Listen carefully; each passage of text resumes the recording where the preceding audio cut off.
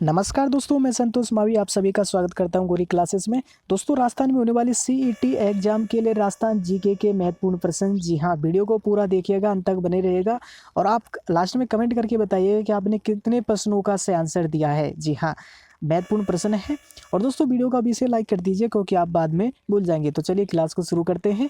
दोस्तों, पहला प्रश्न है, काफ़ी महत्वपूर्ण है। राजस्थान में ऊर्जा का मुख्य स्रोत क्या है? राजस्थान में ऊर्जा का मुख्य स्रोत क्या है? पवन ऊर्जा, परमाणु ऊर्जा, पन बिजली या तापीय ऊर्जा? राजस्थान में ऊर्जा का स्रोत क्या है? ये दोस्तों ये प्रश्न है, ये राजस्थान एलडीसी 2018 यानी 19 अगस्त को जो एग्जाम हुई थी उसमें ये प्रश्न पूछा गया है। काफ़ी महत्वपूर्ण प्रश्न है। तो राजस्थान में ऊर्जा का स्रोत क्या है? से आंसर की बात करते हैं, से आंसर हो जाएगा डी। अगर आप डी कर रहे हैं तो बिल्कुल आपका राइट आंसर होगा तापीय ऊर्जा। ध्यान रखिएगा, राजस्थान में ऊर्जा का मुख्य स्रोत क्या है? तापीय ऊर्जा। चलिए अगले की ओर बढ़ते हैं। अगला प्रश्न है, इनमें से कौन सा ग्रंथ कुंभ द्वारा रचित नहीं है? इनमें से कौन सा ग्रंथ है वो कुंभ द्वारा रचित नहीं है? संगीत राज, संगीत मीमांसा, संगीत सूड प्रबंध। इनमें से कौन सा कुंभ द्वारा रचित नहीं है? से आंसर की बात करते हैं, अगर आप डी कर रहे हैं सूड प्रबंध तो बिल्कुल आपका राइट आंसर होगा। जी हाँ, ये जो कि कुंभ द्वारा रचित ग्रंथ नहीं है। चलिए अगले की ओर बढ़ते हैं। अगला प्रश्न है, काफी महत्वपूर्ण है। निम्नलिखित में से कौन सा ग्रंथ कुंभ द्वारा रचित नहीं? फिर से प्रश्न पूछा गया है लेकिन आपको इसमें कुछ सीखने को मिल रहा है। रसिक प्रिया, राजवल्लभ, संगीत मीमांसा, संगीत राज। क्योंकि कुंभा की बहुत कृति है तो दोनों में ये डिवाइड हो गई। तो आप यहाँ पर देखिए, कुंभा का कौन सा कुंभ द्वारा रचित नहीं है? रसिक प्रिय, राजवल्लभ, संगीत मीमांसा। उसमें आपने देखा, इसमें आपने देखा संगीत जो कि संगीत मीमांसा है, संगीत राज है, संगीत स्वप्र है, ये कुंभा के हैं, कुंभा द्वारा रचित है। और से आंसर की बात करते हैं, इसमें से आंसर हो जाएगा दोस्तों राजवल्लभ। ये कुंभ द्वारा रचित नहीं है और बाकी के संगीत राज, संगीत मीमांसा, रसिक प्रिय ये कुंभ द्वारा रचित है। तो आपको ये ध्यान रखना है, ये कुंभ द्वारा रचित इनकी ये कृतियाँ है। आपको किस तरह पूछा जा सकता है, इसकी जगह आपको और भी दे सकते हैं, तो कंफ्यूज नहीं होना है ना। अगले प्रश्न है, निम्न में से किस विदेशी यात्री ने गुर्जर प्रतिहार वंश के सैन्य शक्ति एवं समृद्धि का उल्लेख किया है? मार्को पोलो, सुलेमान और जो कि अल-बिरूनी, अबुल रज्जाक। यानी कि किस विदेशी यात्री ने गुर्जर प्रतिहार वंश की सैन्य शक्ति समृद्धि का उल्लेख किया है? Marco Polo, Sulaiman, Al-Biruni, Abdul Razzaq. से आंसर की बात करते हैं, अगर आप बी कर रहे हैं सुलेमान तो बिल्कुल आपका राइट आंसर होगा। ये विदेशी यात्री है, इन्होंने गुर्जर प्रतिहार वंश की सैन्य शक्ति का समृद्धि का उल्लेख किया है। चलिए आपका से आंसर हो जाएगा बी। अगले प्रश्न की ओर बढ़ते हैं। अगला प्रश्न है दोस्तों, राणा कुंभा को निम्न वाद्य यंत्रों में दक्षता हासिल थी। यानी कि राणा कुंभा किस वाद्य यंत्रों को बजाते थे, किससे उसमें उसको दक्षता हासिल थी? सितार में, गिटार में, वीणा में, सारंगी में। राणा कुंभा को निम्न वाद्य यंत्रों में दक्षता हासिल थी, किस में थी? से आंसर की बात करते हैं, बिल्कुल आप सभी का राइट आंसर होगा वीणा में। जी हाँ, किस में थी? वीणा में। राणा कुंभा है वीणा बजाते थे। जी हाँ, बिल्कुल आपका राइट आंसर होगा।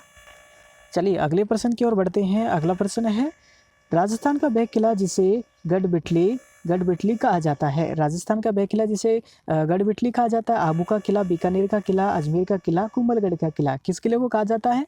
से आंसर की बात करते हैं तो से आंसर हो जाएगा सी। अजमेर के किले को गढ़बिटली कहा जाता है, गढ़बिटली कहा जाता है। आपको ये ध्यान रखना है।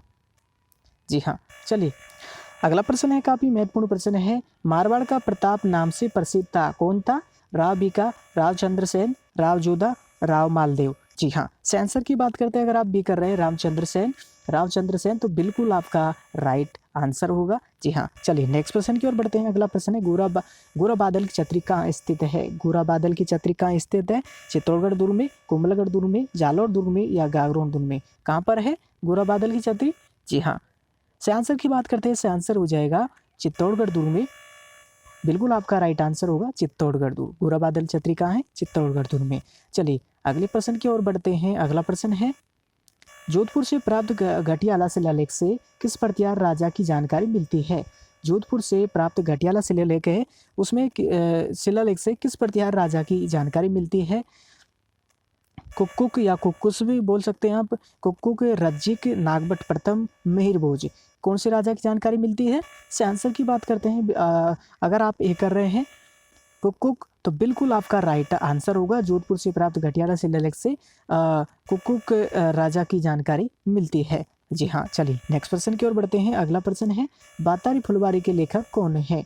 बातारी फुलवारी के लेखक कौन है? श्यामदास, शिवचरण भारती, बिजदान देथा, सीताराम लाल से। बिल्कुल आप सभी का सही आंसर होगा। जी हाँ, इसका सही आंसर होगा विजयदान देथा जी। ये बातारी फुलवारी के लेखक है। इनके बारे में और आपको यहाँ पर थोड़ी सी जानकारी दे देता हूँ। थोड़ी सी जानकारी और मैं इनके बारे में आपको दिखाता हूँ। चलिए मैं यहाँ पर ऐड कर लेता हूँ।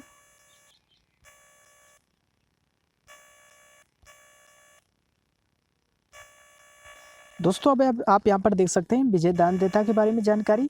इनका जन्म जोधपुर में बोरुंदा गांव में इनका जन्म बोरुंदा में हुआ है। जोधपुर में 1 सितंबर 1926 को बोरुंदा जोधपुर में इनका जन्म हुआ है विजयदान देथा का। इनकी फोटो आप यहाँ पर देख रहे हैं और इनकी कृतियाँ है आप यहाँ पर देखिए। बातारी फुलवारी क्या है? एक लोक कथा संग्रह है। और इनकी और भी कृतियाँ है। बापू के 3 हत्यारे एक इनकी एक आलोचना है। और 14 रान की चतुराई एक इनकी लघु कहानी है। जी हाँ, इनकी ये कृतियाँ हैं। इनके बारे में और भी जानकारी आप स्क्रीन पर देख रहे हैं। इन्हें कौन कौन से पुरस्कार दिए गए हैं वो आप यहाँ पर देख सकते हैं। जी हाँ दोस्तों, राजस्थान जो CET है दोनों लेवलों में राजस्थान के जो कि व्यक्तित्व से एक प्रश्न जरूर पूछेगा, आपसे 1-2 प्रश्न जरूर पूछेगा। तो आपको इनके बारे में थोड़ा ऐसे इस तरह विस्तार से पढ़ लेंगे तो बिल्कुल आपका क्लियर हो जाएगा। इस तरह आपको पढ़ना है। जी हाँ, 1-2 प्रश्न आपको देखने को मिलेगा। जी ये सिलेबस में है। जी हाँ, चलिए नेक्स्ट प्रश्न की ओर बढ़ते हैं। अगला प्रश्न है, 1527 ईस्वी में महाराणा सांगा व बाबर के मध्य खानवा का युद्ध किस जिले में हुआ था? भरतपुर, दौसा, नागौर, उदयपुर। जी हाँ, महाराणा सांगा बाबर के मध्य 1557 में जो युद्ध हुआ था खानवा का, कहाँ पर हुआ था? कौन से जिले में हुआ था? भरतपुर, दौसा, नागौर, उदयपुर। जी हाँ, से आंसर की बात करते हैं।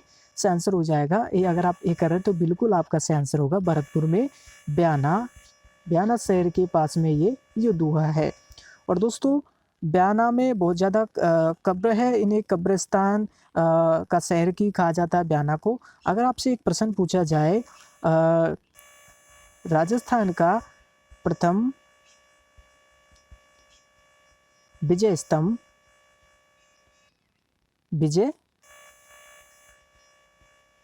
कहाँ है? जी हाँ, विजय स्तंभ कहाँ है? से आंसर की बात करते हैं। से आंसर हो जाएगा ब्याना। अगर आप इसका से आंसर बताएंगे ब्याना। राजस्थान का प्रथम विजय स्तंभ कहाँ पर है? ब्याना में। आपको ये ध्यान रखना है।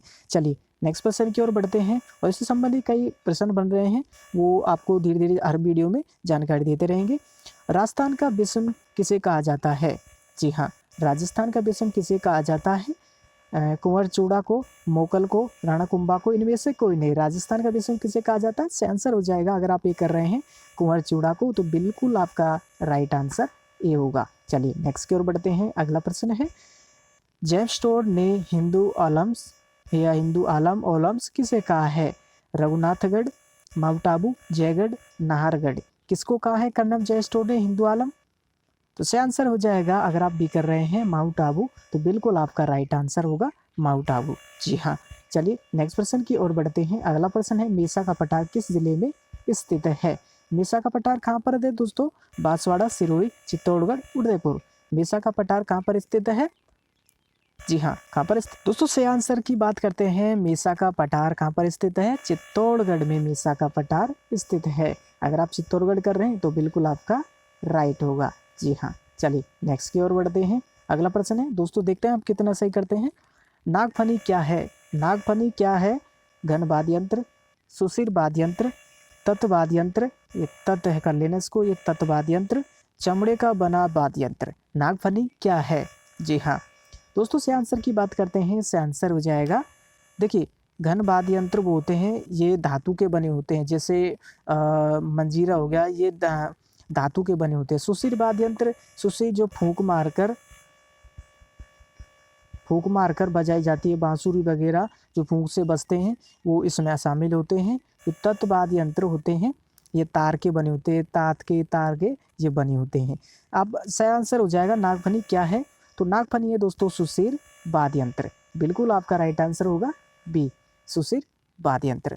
जी हाँ, चलिए नेक्स्ट प्रश्न की ओर बढ़ते हैं। अगला प्रश्न है, निम्न में से तार लगा वाद्य यंत्र कौन सा है? बिल्कुल आप सभी सही करेंगे। अलगोजा, खड़ताल, डेरू, जंतर। जी हाँ, क्या है? निम्न में से कौन सा तार लगा वाद्य यंत्र कौन सा है? से आंसर हो जाएगा जंतर। इसमें तार लगा ये वाद्य यंत्र है। जी हाँ, चलिए अगले प्रश्न की ओर बढ़ते हैं। देवनारायण जी की फड़ में कौन सा वाद्य यंत्र का प्रयोग किया जाता है? अलगोजा, मंजीरा, एकतार, जंतर। देवनारायण जी की फड़ में किस वाद्य यंत्र का प्रयोग किया जाता है? जो फड़ का वाचन किया जाता है उस समय किस वाद्य यंत्र का प्रयोग होता है? से आंसर की बात करते हैं, से आंसर हो जाएगा, अगर आप डी कर रहे हैं तो बिल्कुल आपका से आंसर होगा जंतर। देखिए ये प्रश्न आपसे कई बार एग्जामों में आए, कई अलग अलग तरीके से घुमाकर पूछा जा सकता है आपसे कि देवनारायण जी के भोपे फड़ को बाजते समय किस वाद्य यंत्र का प्रयोग करते हैं, मतलब किसी तरीके से आपसे पूछेगा तो आपको कन्फ्यूजन नहीं होना है, आपको ये ध्यान रखना है। ठीक है, इसका ये इस वाद्य यंत्र का प्रयोग किया जाता है। तो चलिए अगले की ओर बढ़ते हैं। सर्वाधिक महिला साक्षरता वाला जिला कौन सा है? झुंझुनू, जयपुर, कोटा, उदयपुर। जी हाँ, सर्वाधिक साक्षरता वाला जिला कौन सा है? सर्वाधिक महिला साक्षरता वाला जिला कौन सा है? झुंझुनू, जयपुर, कोटा, उदयपुर। अगर आप कोटा कर रहे हैं से तो बिल्कुल आपका राइट आंसर होगा। जी हाँ, चलिए नेक्स्ट की ओर बढ़ते हैं। अगला प्रश्न देखते हैं आप कितना सही करते हैं। विश्व जनसंख्या दिवस कब मनाया जाता है? 10 जुलाई, 11 जुलाई, 12 जुलाई, 13 जुलाई। विश्व जनसंख्या दिवस कब मनाया जाता है? से आंसर की बात करते हैं। से आंसर अगर आप 11 जुलाई कर रहे हैं तो बिल्कुल आपका राइट आंसर होगा। जी हाँ, चलिए अगले की ओर बढ़ते हैं। अगला प्रश्न है 2011 की जनगणना कौन सी जनगणना थी? जो 2011 में जनगणना की गई थी वो कौन सी जनगणना थी? जनसंख्या जो गणना थी कौन सी थी? 11वीं, 15वीं, 10वीं, 8वीं, कौन सी जनगणना थी? जी हाँ, से आंसर की बात करते हैं। अगर आप बी कर रहे हैं यानी कि 15वीं जनगणना तो बिल्कुल आपका राइट आंसर होगा। 2011 में जो जनगणना हुई थी वो 15वीं जनगणना थी। चलिए नेक्स्ट की ओर बढ़ते हैं। जयपुर के बाद सर्वाधिक जनसंख्या घनत्व वाला जिला कौन सा है? भरतपुर, अलवर, दौसा, बांसवाड़ा। जयपुर के बाद सर्वाधिक जनसंख्या घनत्व वाला जिला कौन सा है? जी हाँ, से आंसर की बात करते हैं। से आंसर अगर आप ए कर रहे हैं भरतपुर तो बिल्कुल आपका राइट आंसर होगा। जयपुर के बाद सर्वाधिक जनसंख्या घनत्व वाला भरतपुर है। चलिए नेक्स्ट प्रश्न की ओर बढ़ते हैं। अगला प्रश्न है कोटा के बाद सर्वाधिक साक्षरता वाला जिला कौन सा है? कोटा के बाद सर्वाधिक साक्षरता वाला जिला कौन सा है? जयपुर, जोधपुर, अलवर, सीकर।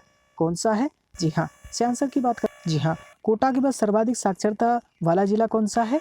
से आंसर की बात करें से आंसर हो जाएगा ए। अगर आप ए कर रहे हैं तो बिल्कुल आपका राइट आंसर होगा जयपुर। जी हाँ, चलिए नेक्स्ट की ओर बढ़ते हैं। सास बहू का मंदिर कहाँ स्थित है? कई बार एग्जामों में आया है। ठीक है, आपको ध्यान रखना है।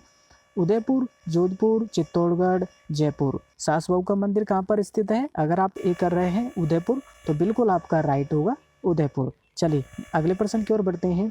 राजस्थान में न्यूनतम दुग्ध उत्पादन वाला जिला कौन सा है? यानी कि राजस्थान में सबसे कम दूध उत्पादन करता है कौन सा जिला? जयपुर, बांसवाड़ा, कोटा, बारा।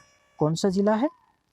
तो आंसर की बात करते हैं। अगर आप भी कर रहे हैं बांसवाड़ा तो बिल्कुल आपका राइट आंसर हो जाएगा बांसवाड़ा सबसे कम दूध उत्पादन करता है। चलिए अगला प्रश्न है वह किला जिसमें एक जैसे 9 महल है कौन सा किला है वो? इन ऑप्शनों में जूनागढ़ किला, जोधपुर, आमेर किला, नाहरगढ़ किला।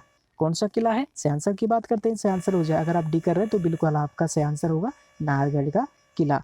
वह किला जिसमें एक जैसे 9 महल है।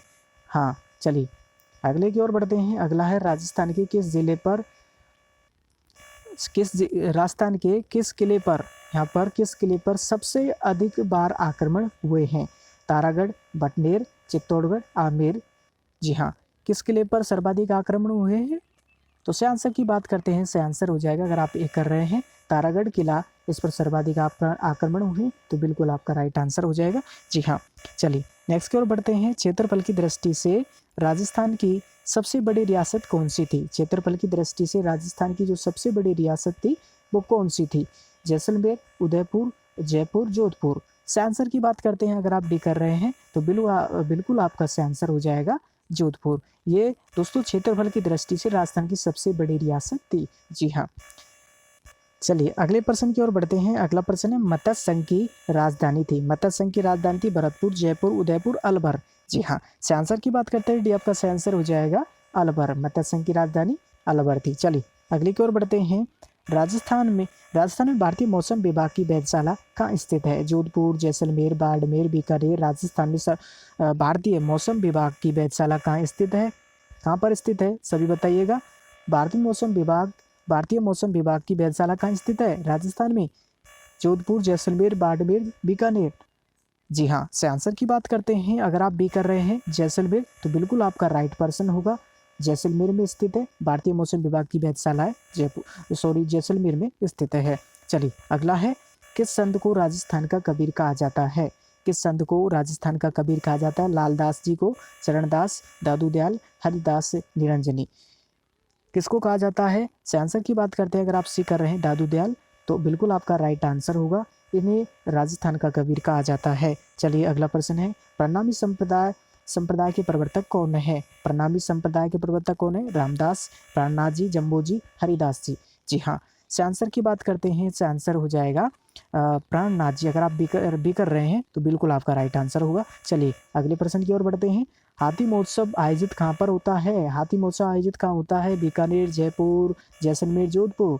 कहाँ पर होता है हाथी महोत्सव आयोजित? तो से आंसर की बात करते हैं। से आंसर हो जाएगा दोस्तों जयपुर। अगर आप बी कर रहे हैं तो बिल्कुल आपका राइट आंसर होगा जयपुर। जयपुर में हाथी महोत्सव आयोजित होता है। चलिए अगला है, गरुड़ मेला कहाँ आयोजित होता है? कोटा, झालावाड़, भरतपुर, बूंदी। जी हाँ, गरुड़ मेला कहाँ आयोजित होता है? से आंसर हो जाएगा, अगर आप बी कर रहे हैं बिल्कुल राइट आंसर होगा। कहाँ पर होता है? भरतपुर में। चलिए अगले प्रश्न की ओर बढ़ते हैं। राजस्थान की भाषा के लिए राजस्थानी शब्द का प्रयोग सर्वप्रथम किसने किया था? कभी कुशलाभ या शिरोमणि, जेम्स टोड या जॉर्ज एब्राहम ग्रियर्सन। से आंसर की बात करते हैं। से आंसर हो जाएगा आपका डी। इन्होंने जॉर्ज एब्राहम ने राजस्थान की जो भाषा है, राजस्थानी शब्द का सर्वप्रथम प्रयोग किया था जॉर्ज एब्राहम ने। चलिए अगले के प्रश्न की ओर बढ़ते हैं। अगला प्रश्न है, पूर्वी राजस्थानी का साहित्य रूप क्या है? डिंगल, पिंगल, बिंगल, इनमें से कोई नहीं। जी हाँ, पूर्वी राजस्थान का साहित्य रूप है, क्या है? से आंसर की बात करते हैं। से आंसर हो जाएगा, अगर आप भी कर रहे हैं पिंगल तो बिल्कुल आपका राइट आंसर होगा। चलिए अगले प्रश्न की ओर बढ़ते हैं। पावड़े क्या होते हैं? पावड़े क्या होते हैं? लोक नायकों की वीर रचनात्मक लोक गाथा और रोमांच कलात्मक लोक वार्ता, प्रेम कथात्मक लोक कथाएं, धार्मिक कथात्मक लोक कथाएं। क्या होते हैं पावड़े? से आंसर की बात करते हैं। से आंसर हो जाएगा, अगर आप ए कर रहे हैं लोक नायकों की वीर रसात्मक लोक कथा तो बिल्कुल आपका राइट आंसर ये होगा। चलिए अगले प्रश्न की ओर बढ़ते हैं। दोस्तों आप वीडियो को अंत तक देखिएगा और बताइएगा कितने सही कर रहे हैं। जी हाँ, और आपको ऐसे ही रोज क्लास मिलती रहेगी। नए हैं तो चैनल को सब्सक्राइब कीजिएगा। राजस्थान की सबसे प्राचीनतम जाति कौन सी है? जी हाँ, मीणा, गरासिया, भील, सहरिया। राजस्थान की प्राचीनतम जाति कौन सी है? से आंसर हो जाएगा, अगर आप सी कर रहे हैं तो भील बिल्कुल आपका राइट आंसर होगा। राजस्थान की सबसे प्राचीनतम जाति भील है। चलिए अगले प्रश्न की ओर बढ़ते हैं। राजस्थान में मुख्य कुल कितनी जनजाति है? जी हाँ, काफ़ी महत्वपूर्ण प्रश्न है। राजस्थान में कुल कितनी जनजाति है? 6, 12, 4, 10। कितनी जनजाति है? अगर से आंसर की बात करते हैं, से आंसर हो जाएगा बी। अगर आप बी कर रहे हैं तो बिल्कुल आपका राइट होगा। राजस्थान में 6 कितनी जनजातियां हैं? 12। तो चलिए अगला प्रश्न है, निम्न में से कौन सी जनजाति राजस्थान में नहीं पाई जाती? निम्न में से कौन सी जनजाति राजस्थान में नहीं पाई जाती? कंजर, डांबोर, सांसी, बेंगा। से आंसर की बात करते हैं तो बिल्कुल अगर आप डी कर रहे हैं तो बिल्कुल आपका राइट आंसर होगा। बेंगा ये राजस्थान में ये जनजाति है वो नहीं पाई जाती है ना। चलिए अगले प्रश्न की ओर बढ़ते हैं। निम्न में से कौन सा एक पशु मेला नहीं है? मणिनाथ बाड़मेर, शिवरात्रि करौली, गोमती सागर झालावाड़, कपिल धारा बारा। जी हाँ, इनमें से कौन सा पशु मेला नहीं है? देखिए दोस्तों, अगर आप डी कर रहे हैं कपिल धारा बारा तो ये बिल्कुल आपका राइट आंसर होगा। ये एक पशु मेला नहीं है। चलिए अगले प्रश्न की ओर बढ़ते हैं। भीलों का प्रसिद्ध नृत्य कौन सा है? भीलों के द्वारा जो प्रसिद्ध नृत्य है वो कौन सा है? गबरी, स्वांग, तमाशा, रम्मते। भीलों का प्रसिद्ध नृत्य कौन सा है? से आंसर की बात करते हैं। से आंसर हो जाएगा गबरी। अगर आप ये कर रहे हैं गबरी तो भीलों का गबरी प्रसिद्ध नृत्य है, बिल्कुल राइट आंसर होगा। बिल्कुल, जी हाँ। चलिए अगला प्रश्न है, बेसरी आभूषण का संबंध किससे है? हाथ, कमर, नाक, दांत। बेसरी आभूषण का संबंध किससे है? दोस्तों बेसरी आभूषण होता है उसका संबंध किससे है? नाक से। सी कर रहे हैं आप, बिल्कुल आपका राइट प्रश्न होगा। चलिए अगले प्रश्न की ओर बढ़ते हैं। अगला प्रश्न है, राजस्थान में मलमल कहाँ की प्रसिद्ध है? मलमल कहाँ की प्रसिद्ध है? तनसुख, मथानिया या ए यानी तनसुख, मथानिया, ए बी या मागरोल। जी हाँ, राजस्थान का मलमल कहाँ की प्रसिद्ध है? कहाँ की प्रसिद्ध है? तनसुख और मथालिया। जी हाँ, यहाँ की तनसुख मथालिया की प्रसिद्ध है। सही आंसर हो जाएगा सी, ए और दो, यानी कि ए और दो दोनों है तनसुख मथालिया। चलिए अगले प्रश्न की ओर बढ़ते हैं। अगला प्रश्न है गणेश्वर सभ्यता का उत्खनन कार्य किसके द्वारा किया गया? अमलानंद घोष, एसिड सांकलिया, रतन चंद्र गलबार, बी.के. थापर। जी हाँ, गणेश्वर सभ्यता का उत्खनन कार्य किसके द्वारा किया गया? जी हाँ दोस्तों, सही आंसर की बात करते हैं। सही आंसर हो जाएगा रतन चंद्र अग्रवाल द्वारा गणेश्वर सभ्यता का उत्खनन कार्य किया गया। जी हाँ, बिल्कुल आपका ये राइट आंसर होगा। अगर आपने ये किया तो बिल्कुल आपका राइट है। और दोस्तों अब आप कमेंट करके बताइएगा कि आपने कितने प्रश्नों का जो कि सही हल यानी कि सही किया है, सही उत्तर दिया है कितने प्रश्नों का। आप कमेंट कीजिए और वीडियो को लाइक शेयर कीजिएगा। हाँ, और आपके मन में इससे संबंधित कोई सवाल आप पूछिएगा। और दोस्तों थोड़ी सपोर्ट कीजिए हमें, आप अपना फीडबैक दीजिए जिससे हम आपके लिए बेहतर कंटेंट क्वालिटी देते रहें। जी हाँ, क्लास कैसे लगी कमेंट कीजिए। और दोस्तों आपसे फिर मिलेंगे अगली क्लास में। और दोस्तों जल्दी ही कंप्यूटर की क्लास भी शुरू कर रहे हैं। जी हाँ, और बनी रहेगा हमारे साथ। नए हैं तो चैनल को सब्सक्राइब कीजिएगा। मिलेंगे फिर अगली क्लास में। नमस्कार, जय हिंद।